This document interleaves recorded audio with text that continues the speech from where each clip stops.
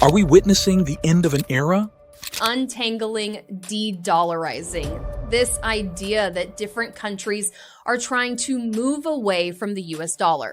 There's no doubt that the de-dollarization trend is picking up. The big question, honestly, is that we have fumbled this gift. De-dollarization is coming. Politicians in the U.S. are already freaking out about the prospect that they won't be able to punish other countries using the supremacy of the dollar. Will the U.S. dollar collapse? Establishing a currency for BRICS nations, lessen our dependence on the U.S. dollar, strengthen our economies. Is the U.S. dollar losing its dominance as a global currency reserve? Today, the BRICS bloc announced that it will work on creating a payment system. China has declared a war on the greenback. First, Brazil made the switch. Now Argentina has entered the club. So, what's all the fuss about? Is the almighty dollar really in trouble? Is the dollar's reign coming to an end? Is there a legitimate cause to be truly concerned? Well, picture this. The U.S. dollar, that greenback we're all familiar with, has been ruling the global financial scene for quite some time now. It's like the king of currencies, if you will. But as you can clearly see from all the headlines in the news, its reign might be facing some challenges, especially with all the drama surrounding the Russia-Ukraine crisis. You see, when the U.S. slapped sanctions on Russia, it got some countries thinking, maybe we shouldn't put all our eggs in the dollar basket. It's like when your big brother threatens to ground you if you don't do as he says. Countries are feeling a bit uneasy about being too reliant on the dollar, fearing they might get caught up in the crossfire of international disputes. And with interest rates on the rise, keeping up with the strong U.S. dollar is getting pricey, especially for emerging nations. So what are they doing? Some are looking to trade in other currencies, like the Chinese renminbi. Take Bolivia, for example. They recently hopped on the renminbi bandwagon for their imports and exports, following in the footsteps of Brazil and Argentina. It's like exploring new avenues in the financial world, seeking alternatives to lessen dependence on the almighty dollar. What is de-dollarization? So, what exactly is this de-dollarization we keep hearing about? Well, it's essentially a process where the use of the U.S. dollar in global trade and finance takes a hit, kind of like its popularity going down a notch. Imagine if suddenly people stopped using smartphones and started switching to flip phones. That's the kind of shift we're talking about, but in the world of money. Now, there are a couple of scenarios that could make this happen. First off, if something were to shake the confidence in the dollar, like major political or economic turmoil in the U.S., it could lead people to question its reliability. You know, like when you're considering buying a new car, but then you hear it has all sorts of problems. Suddenly, it's not as appealing. But it's not just about the dollar losing its shine. It's also about other currencies gaining credibility. Take China, for instance. If they keep making smart moves with their economy and politics, people might start seeing their currency, the renminbi, as a solid alternative to the dollar. It's like when a new restaurant opens up in town and everyone starts talking about how amazing their food is. Suddenly, you're tempted to give it a try. So, basically, de-dollarization is all about shaking up the global financial scene, and who knows where it'll lead us next. Here are 3 reasons countries around the world want to break up with the dollar. Number 1. The U.S. monetary policy holds too much sway over the rest of the world. Now let's dive into why some countries are eyeing the exit door from the dollar club. First up, it's like the U.S. has this oversized influence on the global economy, thanks to its status as the issuer of the world's reserve currency. Think of it as being the leader of the pack. What it says and does has a big impact on everyone else. But here's the kicker. Sometimes the U.S. dollar is kind of like an overinflated balloon, making it more expensive than it should be. This means countries have to keep a close eye on U.S. economic moves like a hawk, just to make sure they don't get caught in the crossfire. You know how they say with great power comes great responsibility. Well, some countries feel like the U.S. isn't playing fair with its monetary policies. It's like they're stuck in a game of Monopoly where one player keeps changing the rules to their advantage. Take India, for example. They've had enough of playing by Uncle Sam's rules and are pushing to use their own currency, the Indian rupee, for trade. It's kind of like saying, we're done being bossed around, it's time to pave our own way. And let's not forget about the exorbitant privilege the U.S. enjoys. Picture this. If the U.S. hits a rough patch and can't pay its debts, it could just print more money and call it a day. Sounds like a sweet deal, right? Well, not everyone is a fan. Some folks are saying it's unfair and irresponsible, like giving one kid all the candy while the others get nothing. So, it's no wonder some countries are looking for alternatives. Who wouldn't want a fairer playing field? Number 2. The strong USD is getting too expensive for emerging nations. Now, let's zoom in on another reason why some countries are eyeing the exit from the dollar lane. Picture this. The US dollar flexing its muscles and getting stronger against other currencies worldwide. Sounds good for the US, right? Well, not so much for emerging nations. See, when the dollar gains strength, it's like a price hike for these countries. Suddenly, imports become way more expensive. Imagine going to your favorite store and finding out everything just got pricier. Not exactly a fun shopping trip. Take Argentina, for instance. They've been feeling the heat. Political tensions and a drop in exports put the squeeze on their US dollar reserves, causing their currency, the peso, to take a hit. And you know what that means? Inflation. Prices of goods going up faster than a helium balloon. So, what's Argentina's solution? They're turning to China and paying for imports using the yuan instead of the almighty dollar. It's like saying, we'll take our business elsewhere. Thank you very much. And they're not alone in this quest for alternatives. Brazilian President Luiz Inácio Lula da Silva is leading the charge, rallying countries like Brazil, Russia, India, China, and South Africa to ditch the dollar and find new ways to settle their trades.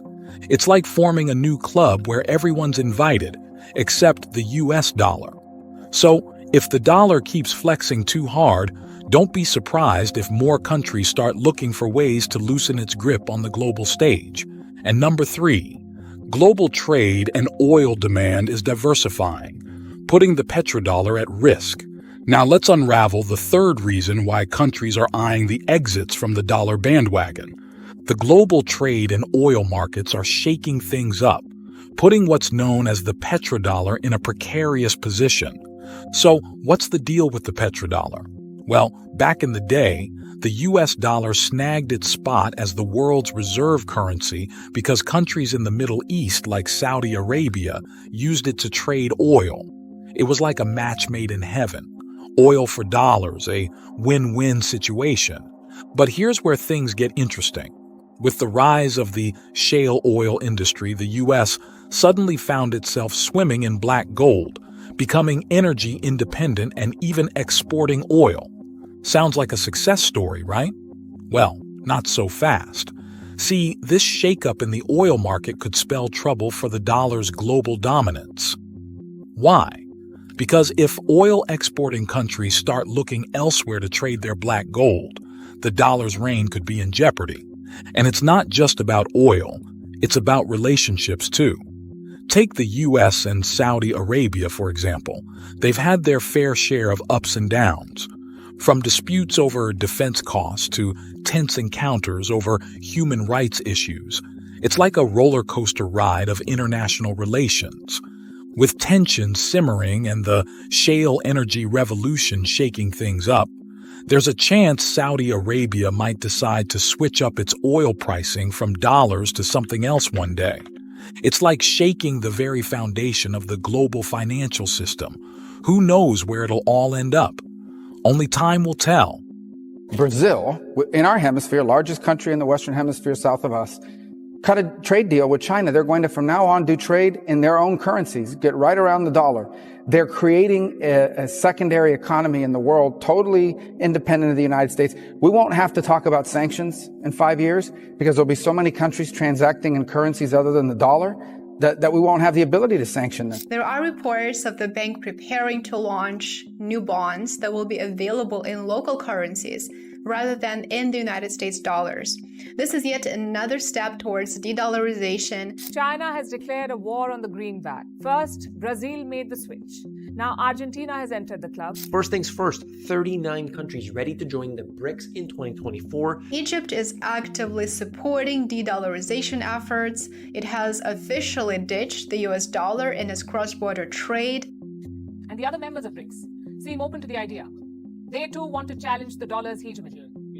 How will this happen? A Russian lawmaker shared the way forward. His name is Alexander Babakov. He's the deputy chairman of Russia's State Duma. That's the lower house of the Russian parliament. Here's what Babakov said, and I'm quoting. The transition to settlements in national currencies is the first step. The next one is to provide the circulation of digital or any other form of a fundamentally new currency in the nearest future. So that is the way forward. And some of this is already happening, like the settlement of trade in national currencies. India has an agreement with Russia. It's called the rupee-ruble trade mechanism. India pays for Russian goods in rupees and Russia earns in rubles. Traders from Djibouti selling to Kenya or traders from Kenya selling to Djibouti have to look for US dollars. How is US dollars part of the trade between Djibouti and Kenya? Why? Africa is making serious strides to break with the US dollar and the West in general. Many of those moves are happening this week. More than 20 African nations are expected to attend the St. Petersburg International Economic Forum. Now, let's delve into what would happen if de-dollarization became a reality. Brace yourselves because it could shake things up big time. The balance of power among countries would shift, like a game of musical chairs on the global stage. And you know what that means? It could completely reshape the world economy and markets as we know them. First off, let's talk about the US. They'd feel the impact like a punch to the gut. With de-dollarization on the horizon, the US financial assets could take a hit, like a dip in performance compared to the rest of the world. Imagine your favorite team suddenly losing all its star players. That's kind of what US equities could look like. Investors might start pulling their money out of US markets, leading to a drop in confidence and a decline in returns. And let's not forget about US fixed income. It could see a partial divestment as investors seek out other options. It's like a storm brewing over Wall Street and the forecast doesn't look too sunny. But what about US growth? Well, that's where things get a bit murky. Sure, a weaker dollar could make U.S. goods more competitive on the global market, like scoring a touchdown in the trade game.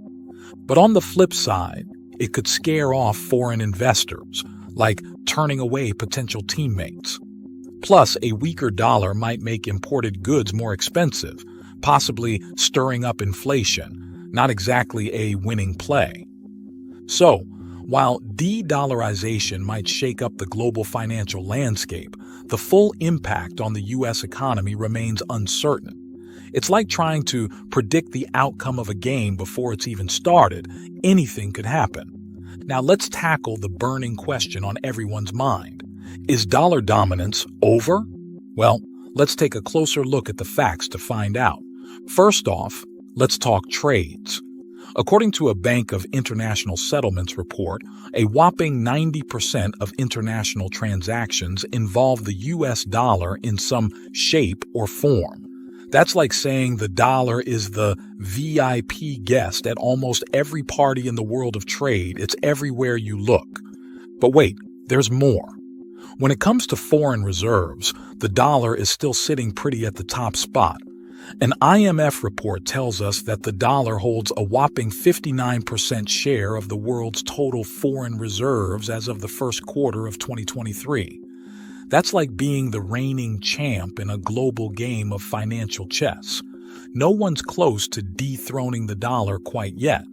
Sure, the Chinese yuan renminbi is making some waves, with its share of foreign reserves growing steadily. but they are not quite where they need to be to pose as a legitimate threat. It's still only at 2.9%. It's like the new kid on the block trying to make a name for themselves, but they've got a long way to go before they can challenge the dollar's dominance. So, is dollar dominance over? Not quite yet. With its strong presence in trades and foreign reserves, the dollar is still calling the shots in the global financial arena. But who knows what the future holds? With emerging currencies on the rise, it's like watching a high-stakes game of financial chess unfold, and the world is watching with bated breath. And finally, let's address the million-dollar question. Is de-dollarization on the horizon? Well, here's the scoop. While we might see some minor shifts away from the dollar, a full-blown de-dollarization isn't likely to happen overnight. Why?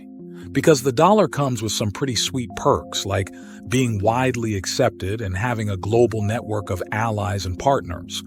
It's like having the coolest kid in school as your best friend. You're not just going to drop them like a hot potato. But hey, that doesn't mean we won't see any changes at all. Instead of a complete breakup with the dollar, we might see more of a trial separation.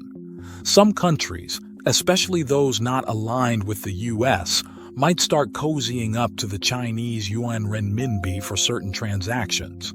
It's like testing the waters with a new dance partner. You never know where it might lead. And over time, this could lead to a more regionalized approach to finance, with different currencies and markets taking center stage in different parts of the world. It's like creating little financial ecosystems, each with its own set of rules and players. So, is de-dollarization imminent? Not exactly. But hey, the world of finance is always full of surprises. Who knows what twists and turns lie ahead? It's like navigating through uncharted waters, with the winds of change blowing strong. But one thing's for sure, the dollar might be down, but it's definitely not out. So stay tuned, guys. The saga continues. To watch the latest geopolitical news, watch this video here.